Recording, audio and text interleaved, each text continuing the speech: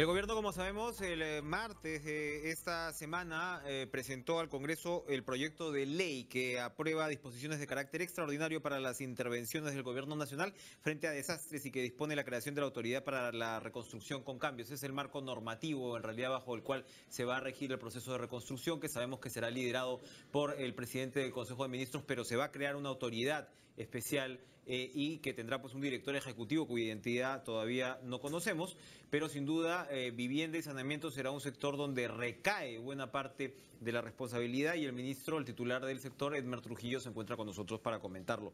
¿Qué tal, ministro? ¿Cómo está? Gracias por acompañarnos. El proyecto de ley, que tiene 13 o 14 páginas, tiene una serie de puntos que tocan directamente a su cartera. Y el primero es la definición el concepto de desarrollo urbano sostenible y saludable. Eso le toca a su ministerio. Esto tiene mucha importancia en la medida que antes usted en estos estudios nos ha dicho, me parece que eran cifras preliminares, pero que el 35 o 40% de viviendas afectadas estaban en zonas de riesgo no mitigable. No sé si ese porcentaje se ha ido manteniendo, ¿no?, a grosso modo para los números finales, pero cuando se dice desarrollo urbano sostenible y saludable, ¿de qué estamos hablando?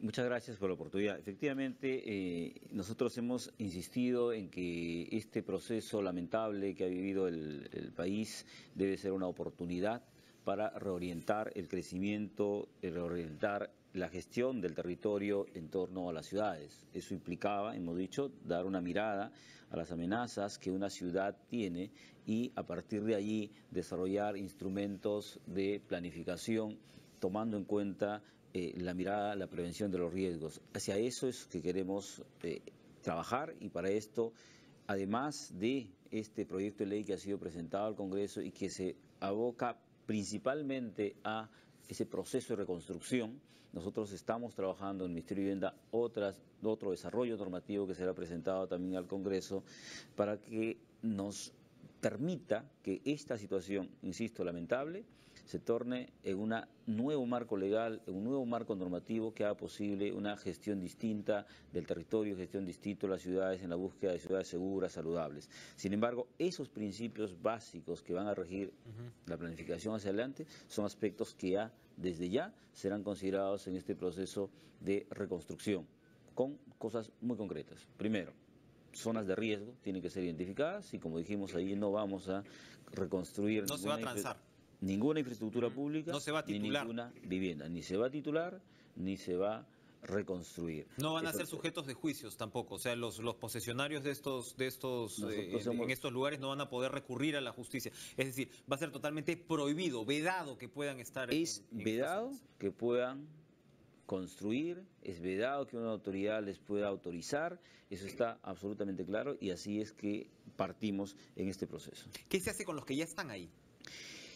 El gran reto es reubicarlos. El gran reto es reubicarlos. Sabemos que ese es un tema muy complicado, difícil, porque siempre está la oposición contraria o la división de la población que vive ahí, algunos en favor, otros en contra de un proceso de este tipo. Sin embargo, consideramos nosotros que este es el gran reto.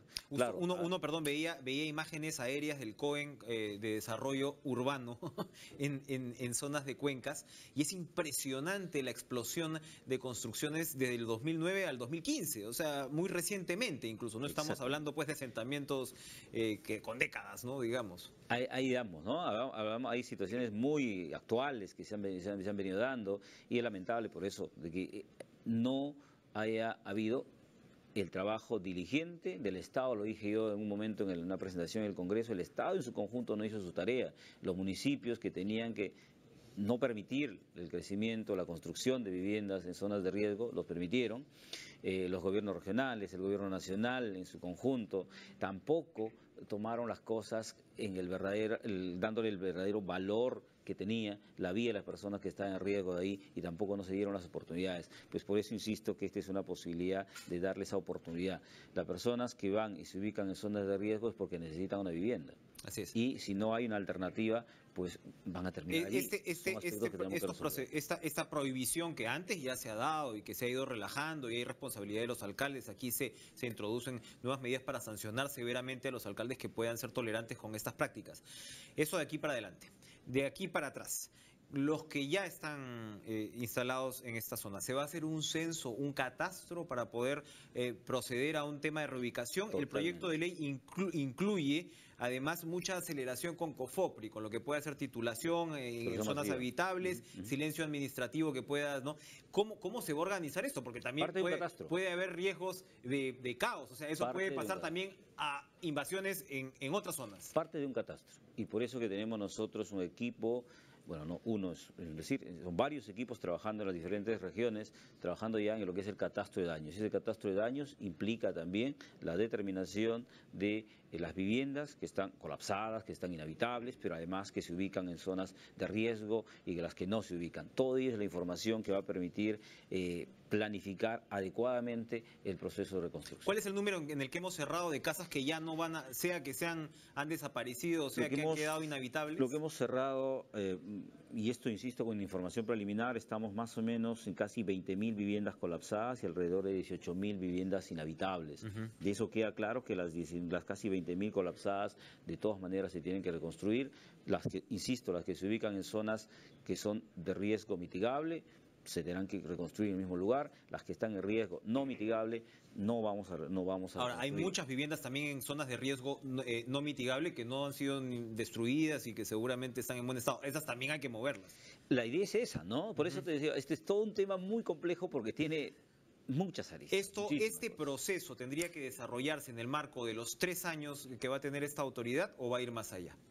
La idea es que se puedan trabajar en los 3 años. Por eso que la reconstrucción y el proyecto de ley plantea los 3 años de vigencia de esta autoridad con la posibilidad de prórroga de 1 año adicional. La idea inicial es que en 3 años debiéramos resolver y para eso estamos trabajando. Cuénteme, una de las innovaciones que presenta el proyecto de ley es el de obras por tierra, que yo entiendo además es algo a lo que el Ejecutivo le va a dar especial importancia.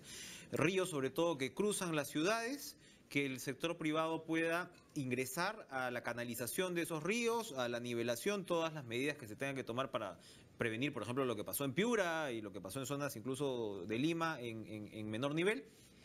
Y esto gana terreno, ¿no? O sea, cuando vamos a cualquier ciudad europea, incluso algunas ciudades, ¿no?, sudamericanas, vemos pues estas grandes paredes de cemento que gana los terrenos a los costados. Terrenos, por supuesto, que inmobiliariamente pueden ser muy interesantes, valor, ¿no? Con vista al río la cosa puede ser, ¿no? Y hablamos pues de Chosica, de repente acá mismo, qué sé yo. Claro.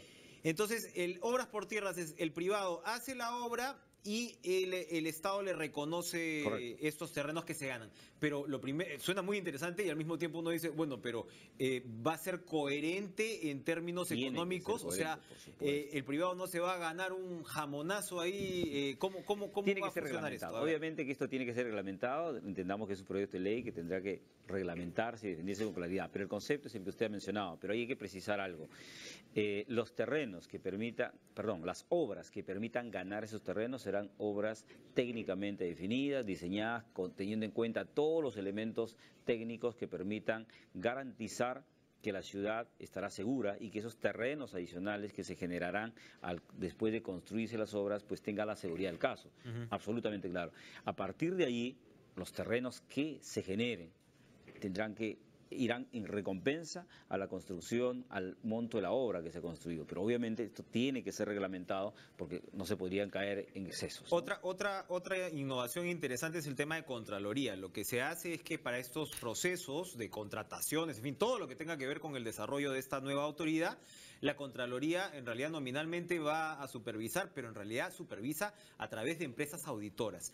Esto es porque finalmente la evaluación de la función de la Contraloría durante la emergencia fue considerada, digamos que obstaculizó las labores, hizo más lentas las labores de ayuda. ¿Por qué se...? Lo que normalmente la Contraloría hace y pone énfasis es en el control posterior, es decir, terminados los trabajos, terminadas las acciones, entonces hago el control y determino que se cometieron una serie de errores, serie de dificultades, y empiezan sanciones y cosas. Acá lo que le decimos es, perfecto, no queremos que la reconstrucción tenga dificultades en este camino, entonces ven, comparte con nosotros, haz un control concurrente, es decir, acompañar el proceso, que esté en el proceso, si ve algún desvío, pues que se nos diga, y mira, pasa esto, hay un riesgo acá, corrige esto. O sea, a eso vamos, queremos eso, y por eso decimos, si hay empresas auditoras que puedan acompañarnos en todo ese proceso, representando a la Contraloría, obviamente la agilidad se va a dar y se va a dar la garantía además de que los procesos serán siguiendo los procedimientos que corresponden, respetando todo el marco legal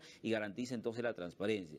Este es un mecanismo que creo yo, esto es ya una opinión particular, que debiera ser en general para todas las actividades del Estado. O sea, no debiéramos esperar terminar algo para empezar a revisar qué pasó, sino debiera haber una participación concurrente de la autoridad de control para garantizar que las cosas se ejecuten con la celeridad y de acuerdo a lo que las normas establecen. Para ir terminando, ministro, se habla también del bono familiar habitacional que van a recibir los damnificados. Esto está en el proyecto de ley.